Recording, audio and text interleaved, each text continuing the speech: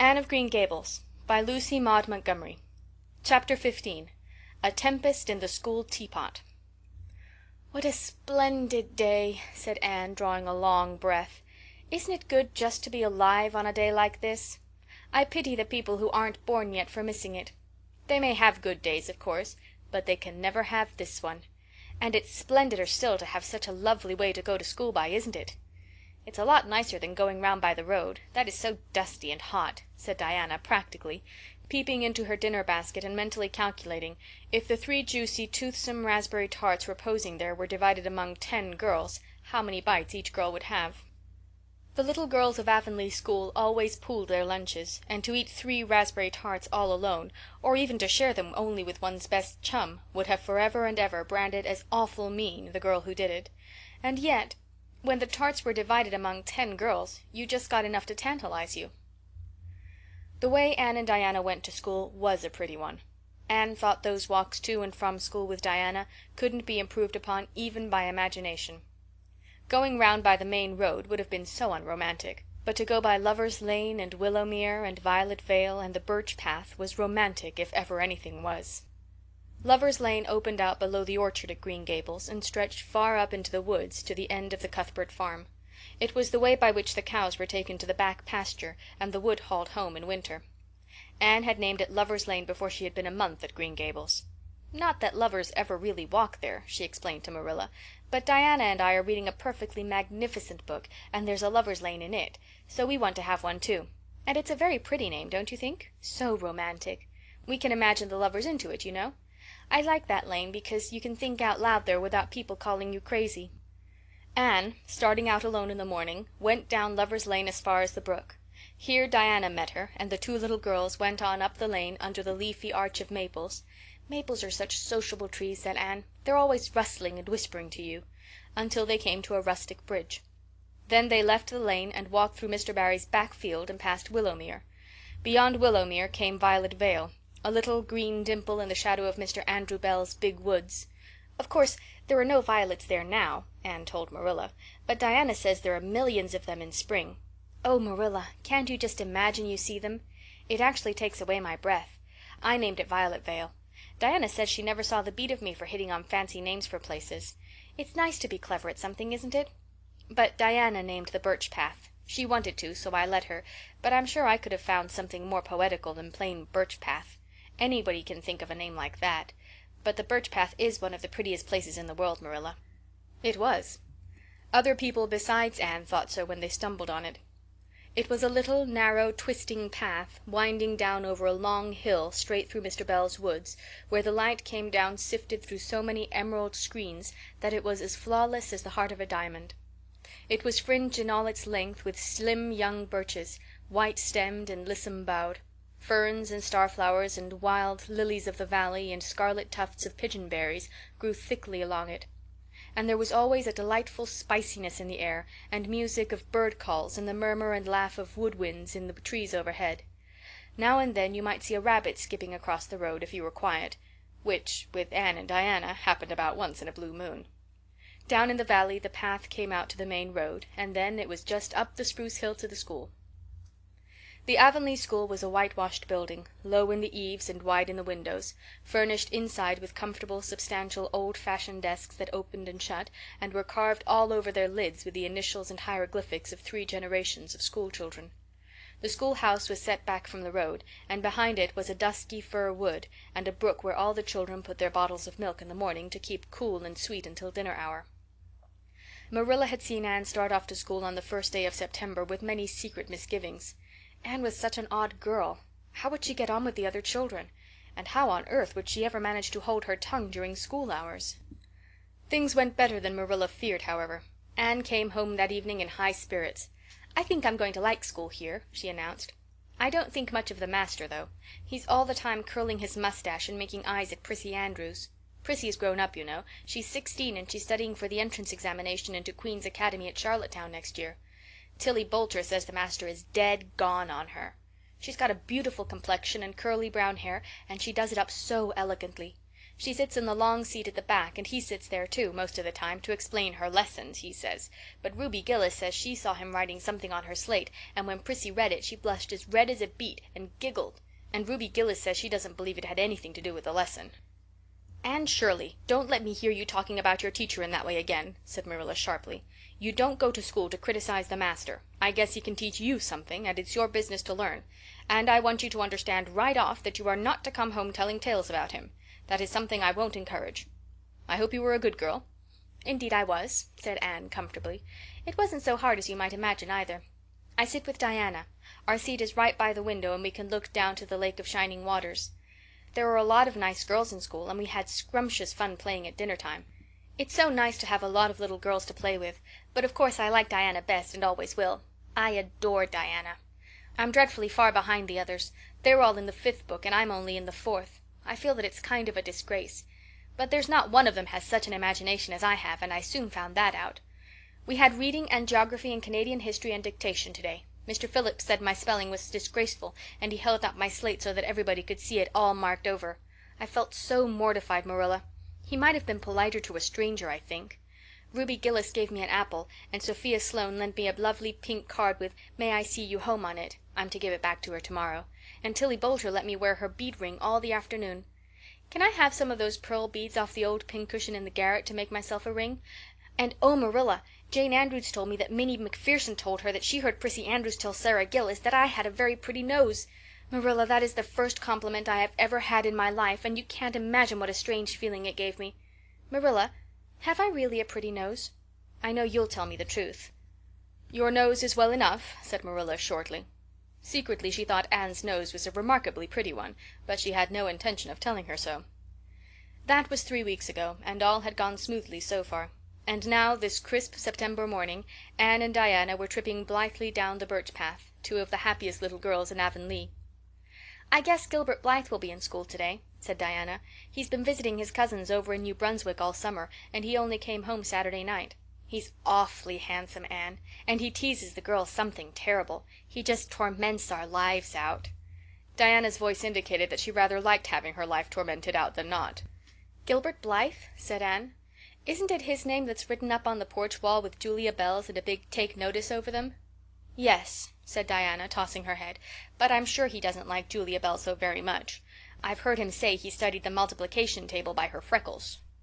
"Oh, don't speak about freckles to me," implored Anne. "It isn't delicate when I've got so many. But I do think that writing 'Take Notices' up on the wall about the boys and girls is the silliest ever. I should just like to see anybody dare to write my name up with a boy's. Not, of course," she hastened to add, "that anybody would." Anne sighed. She didn't want her name written up, but it was a little humiliating to know that there was no danger of it. "Nonsense," said Diana, whose black eyes and glossy tresses had played such havoc with the hearts of Avonlea schoolboys that her name figured on the porch walls in half a dozen Take Notices. "It's only meant as a joke. And don't you be too sure your name won't ever be written up. Charlie Sloane is dead gone on you. He told his mother, mind you, that you were the smartest girl in school. That's better than being good looking." "No, it isn't," said Anne, feminine to the core. "I'd rather be pretty than clever. And I hate Charlie Sloane. I can't bear a boy with goggle eyes. If anyone wrote my name up with his, I'd never get over it, Diana Barry. But it is nice to keep head of your class." "You'll have Gilbert in your class after this," said Diana, "and he's used to being head of his class, I can tell you. He's only in the 4th book, although he's nearly 14. 4 years ago his father was sick and had to go out to Alberta for his health, and Gilbert went with him. They were there 3 years, and Gil didn't go to school hardly any until they came back. You won't find it so easy to keep head after this, Anne." "I'm glad," said Anne quickly. "I couldn't really feel proud of keeping head of little boys and girls of just 9 or 10. I got up yesterday spelling ebullition. Josie Pye was head, and mind you, she peeped in her book. Mr. Phillips didn't see her. He was looking at Prissy Andrews, but I did. I just swept her a look of freezing scorn, and she got as red as a beet and spelled it wrong after all." "Those Pye girls are cheats all round," said Diana indignantly as they climbed the fence of the main road. "Gertie Pye actually went and put her milk bottle in my place in the brook yesterday. Did you ever? I don't speak to her now." When Mr. Phillips was in the back of the room, hearing Prissy Andrews' Latin, Diana whispered to Anne, "That's Gilbert Blythe sitting right across the aisle from you, Anne. Just look at him and see if you don't think he's handsome." Anne looked accordingly. She had a good chance to do so, for the said Gilbert Blythe was absorbed in stealthily pinning the long yellow braid of Ruby Gillis, who sat in front of him, to the back of her seat. He was a tall boy, with curly brown hair, roguish hazel eyes, and a mouth twisted into a teasing smile. Presently Ruby Gillis started up to take a sum to the master. She fell back into her seat with a little shriek, believing that her hair was pulled out by the roots. Everybody looked at her, and Mr. Phillips glared so sternly that Ruby began to cry. Gilbert had whisked the pin out of sight, and was studying his history with the soberest face in the world, but when the commotion subsided he looked at Anne and winked with inexpressible drollery. "I think your Gilbert Blythe is handsome," confided Anne to Diana, "but I think he's very bold. It isn't good manners to wink at a strange girl." But it was not until the afternoon that things really began to happen. Mr. Phillips was back in the corner explaining a problem in algebra to Prissy Andrews, and the rest of the scholars were doing pretty much as they pleased, eating green apples, whispering, drawing pictures on their slates, and driving crickets harnessed to strings up and down the aisle. Gilbert Blythe was trying to make Anne Shirley look at him, and failing utterly, because Anne was at that moment totally oblivious not only to the very existence of Gilbert Blythe, but of every other scholar in Avonlea school itself. With her chin propped on her hands, and her eyes fixed on the blue glimpse of the lake of shining waters that the west window afforded, she was far away in a gorgeous dreamland, hearing and seeing nothing save her own wonderful visions. Gilbert Blythe wasn't used to putting himself out to make a girl look at him and meeting with failure. She should look at him, that red-haired Shirley girl with the little pointed chin and the big eyes that weren't like the eyes of any other girl in Avonlea school. Gilbert reached across the aisle, picked up the end of Anne's long red braid, held it out at arm's length, and said in a piercing whisper, "Carrots! Carrots!" Then Anne looked at him with a vengeance. She did more than look. She sprang to her feet, her bright fancies fallen into cureless ruin. She flashed one indignant glance at Gilbert from eyes whose angry sparkle was swiftly quenched in equally angry tears. "You mean, hateful boy!" she exclaimed passionately. "How dare you!" And then thwack! Anne had brought her slate down on Gilbert's head and cracked it, slate, not head, clear across. Avonlea school always enjoyed a scene. This was an especially enjoyable one. Everybody said, "Oh!" in horrified delight. Diana gasped. Ruby Gillis, who was inclined to be hysterical, began to cry.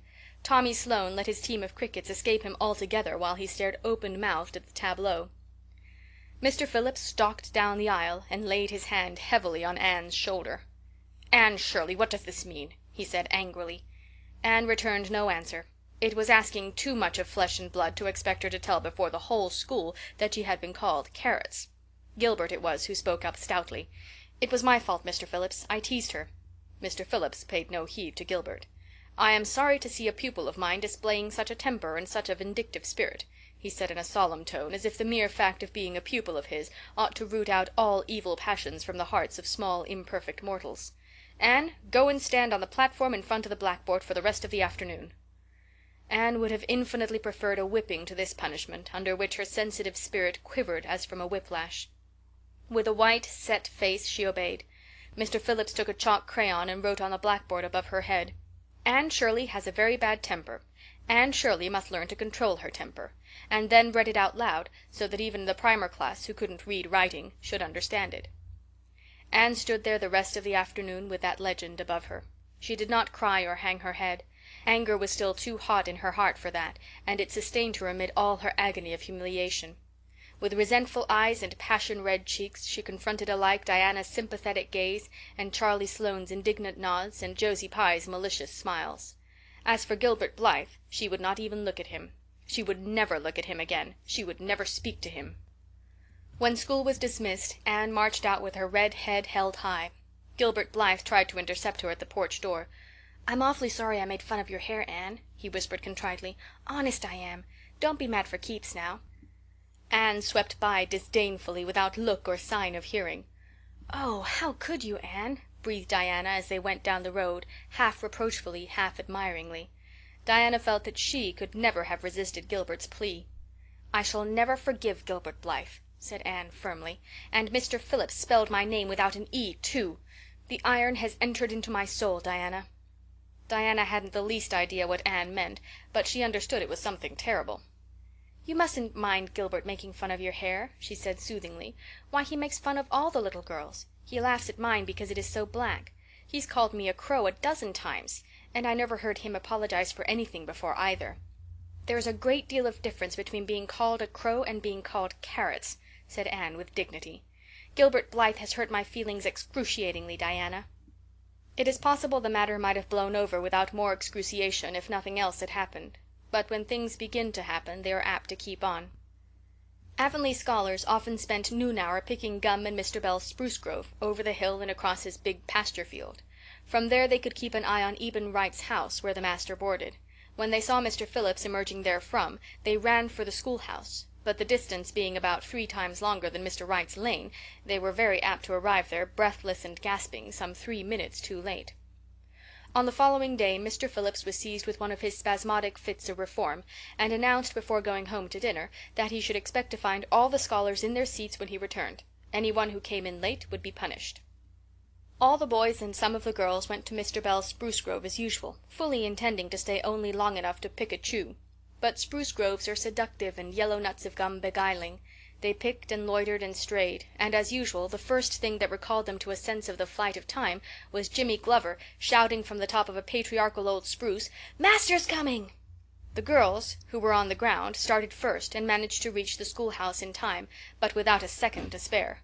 The boys, who had to wriggle hastily down from the trees, were later, and Anne, who had not been picking gum at all, but was wandering happily in the far end of the grove, waist deep among the bracken, singing softly to herself, with a wreath of rice lilies on her hair, as if she were some wild divinity of the shadowy places, was latest of all. Anne could run like a deer, however. Run she did, with the impish result that she overtook the boys at the door, and was swept into the schoolhouse among them just as Mr. Phillips was in the act of hanging up his hat. Mr. Phillips's brief reforming energy was over. He didn't want the bother of punishing a dozen pupils, but it was necessary to do something to save his word, so he looked about for a scapegoat and found it in Anne, who had dropped into her seat, gasping for breath, with a forgotten lily wreath hanging askew over one ear, and giving her a particularly rakish and disheveled appearance. "Anne Shirley, since you seem to be so fond of the boys' company, we shall indulge your taste for it this afternoon," he said sarcastically. "Take those flowers out of your hair and sit with Gilbert Blythe." The other boys snickered. Diana, turning pale with pity, plucked the wreath from Anne's hair and squeezed her hand. Anne stared at the master as if turned to stone. "Did you hear what I said, Anne?" queried Mr. Phillips sternly. "Yes, sir," said Anne slowly, "but I didn't suppose you really meant it." "I assure you I did," still with the sarcastic inflection which all the children, and Anne especially, hated. It flicked on the raw. "Obey me at once." For a moment Anne looked as if she meant to disobey. Then, realizing that there was no help for it, she rose haughtily, stepped across the aisle, sat down beside Gilbert Blythe, and buried her face in her arms on the desk. Ruby Gillis, who got a glimpse of it as it went down, told the others going home from school that she'd actually never seen anything like it. It was so white, with awful little red spots in it. To Anne this was the end of all things. It was bad enough to be singled out for punishment from among a dozen equally guilty ones. It was worse still to be sent to sit with a boy, but that boy should be Gilbert Blythe was heaping insult on injury to a degree utterly unbearable. Anne felt that she could not bear it, and it would be of no use to try. Her whole being seethed with shame and anger and humiliation. At first the others looked and whispered and giggled and nudged. But as Anne never lifted her head, and as Gilbert worked fractions as if his whole soul was absorbed in them and them only, they soon returned to their own tasks, and Anne was forgotten. When Mr. Phillips called the history class out, Anne should have gone, but Anne did not move, and Mr. Phillips, who had been writing some verses to Priscilla before he called the class, was thinking about an obstinate rhyme still, and never missed her. Once, when nobody was looking, Gilbert took from his desk a little pink candy heart with a gold motto on it, "You are sweet," and slipped it under the curve of Anne's arm. Whereupon Anne arose, took the pink heart gingerly between the tips of her fingers, dropped it on the floor, ground it to powder beneath her heel, and resumed her position without deigning to bestow a glance on Gilbert. When school went out, Anne marched to her desk, ostentatiously took out everything therein, books and writing tablet, pen and ink, testament and arithmetic, and piled them neatly on her cracked slate. "What are you taking all those things home for, Anne?" Diana wanted to know as soon as they were out on the road. She had not dared to ask the question before. "I am not coming back to school any more," said Anne. Diana gasped and stared at Anne to see if she meant it. "Will Marilla let you stay home?" she asked. "She'll have to," said Anne. "I'll never go to school to that man again." "Oh, Anne!" Diana looked as if she were ready to cry. "I do think you're mean. What shall I do? Mr. Phillips will make me sit with that horrid Gertie Pye. I know he will, because she is sitting alone. Do come back, Anne." "I'd do almost anything in the world for you, Diana," said Anne sadly. "I'd let myself be torn limb from limb if it would do you any good. But I can't do this, so please don't ask it. You harrow up my very soul." "Just think of all the fun you will miss," mourned Diana. "We are going to build the loveliest new house down by the brook, and we'll be playing ball next week, and you've never played ball, Anne. It's tremendously exciting. And we're going to learn a new song. Jane Andrews is practicing it up now. And Alice Andrews is going to bring a new pansy book next week, and we're all going to read it out loud, chapter about, down by the brook. And you know you are so fond of reading out loud, Anne." Nothing moved Anne in the least. Her mind was made up. She would not go to school to Mr. Phillips again. She told Marilla so when she got home. "Nonsense," said Marilla. "It isn't nonsense at all," said Anne, gazing at Marilla with solemn, reproachful eyes. "Don't you understand, Marilla? I've been insulted." "Insulted fiddlesticks! You'll go to school tomorrow as usual." "Oh, no." Anne shook her head gently. "I'm not going back, Marilla. I'll learn my lessons at home, and I'll be as good as I can and hold my tongue all the time if it is possible at all. But I'll not go back to school, I assure you." Marilla saw something remarkably like unyielding stubbornness looking out of Anne's small face. She understood that she would have trouble in overcoming it, but she resolved wisely to say nothing more just then. "I'll run down and see Rachel about it this evening," she thought. "There's no use reasoning with Anne now. She's too worked up, and I've an idea she can be awful stubborn if she takes the notion. Far as I can make out from her story, Mr. Phillips has been carrying matters with a rather high hand, but it would never do to say so to her. I'll just talk it over with Rachel. She's sent 10 children to school, and she ought to know something about it. She'll have heard the whole story, too, by this time." Marilla found Mrs. Lynde knitting quilts as industriously and cheerfully as usual. "I suppose you know what I've come about," she said a little shamefacedly. Mrs. Rachel nodded. "About Anne's fuss in school, I reckon," she said. "Tilly Boulter was in on her way home from school and told me about it." "I don't know what to do with her," said Marilla. "She declares she won't go back to school. I never saw a child so worked up. I've been expecting trouble ever since she started to school. I knew things were going too smooth to last. She's so high-strung. What would you advise, Rachel?" "Well, since you've asked my advice, Marilla," said Mrs. Lynde amiably. Mrs. Lynde dearly loved to be asked for advice. "I'd just humor her a little at first, that's what I'd do. It's my belief that Mr. Phillips was in the wrong. Of course it doesn't do to say so to the children, you know. And of course he did right to punish her yesterday for giving way to temper. But today it was different. The others who were late should have been punished as well as Anne, that's what. And I don't believe in making the girls sit with the boys for punishment. It isn't modest.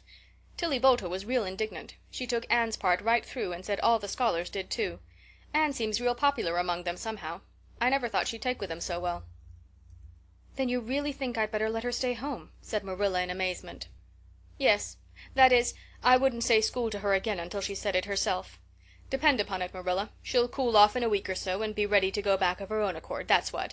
While if you were to make her go back right off, dear knows what freak or tantrum she'd take next and make more trouble than ever. The less fuss made the better, in my opinion. She won't miss much by not going to school as far as that goes. Mr. Phillips isn't any good at all as a teacher. The order he keeps is scandalous, that's what, and he neglects the young fry and puts all his time on those big scholars he's getting ready for Queen's. He'd never have got the school for another year if his uncle hadn't been a trustee. The trustee, for he just leads the other two around by the nose, that's what. I declare, I don't know what education in this island is coming to." Mrs. Rachel shook her head as much as to say if she were only at the head of the educational system of the province, things would be much better managed. Marilla took Mrs. Rachel's advice, and not another word was said to Anne about going back to school. She learned her lessons at home, did her chores, and played with Diana in the chilly purple autumn twilights.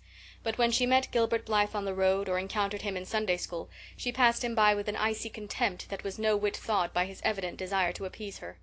Even Diana's efforts as a peacemaker were of no avail. Anne had evidently made up her mind to hate Gilbert Blythe to the end of life. As much as she hated Gilbert, however, did she love Diana, with all the love of her passionate little heart, equally intense in its likes and dislikes. One evening Marilla, coming in from the orchard with a basket of apples, found Anne sitting along by the east window in the twilight, crying bitterly. "Whatever's the matter now, Anne?" she asked. "It's about Diana," sobbed Anne luxuriously. I love Diana so, Marilla. I cannot ever live without her. But I know very well when we grow up that Diana will get married and go away and leave me. And oh, what shall I do? I hate her husband. I just hate him furiously. I've been imagining it all out, the wedding and everything. Diana dressed in snowy garments with a veil and looking as beautiful and regal as a queen, and me the bridesmaid with a lovely dress too, and puffed sleeves, but with a breaking heart hid beneath my smiling face, and then bidding Diana good-bye." Here Anne broke down entirely and wept with increasing bitterness. Marilla turned quickly away to hide her twitching face, but it was no use. She collapsed on the nearest chair and burst into such a hearty and unusual peal of laughter that Matthew, crossing the yard outside, halted in amazement. When had he heard Marilla laugh like that before? "Well, Anne Shirley," said Marilla as soon as she could speak, "if you must borrow trouble, for pity's sake borrow it handier home. I should think you had an imagination, sure enough." Chapter 15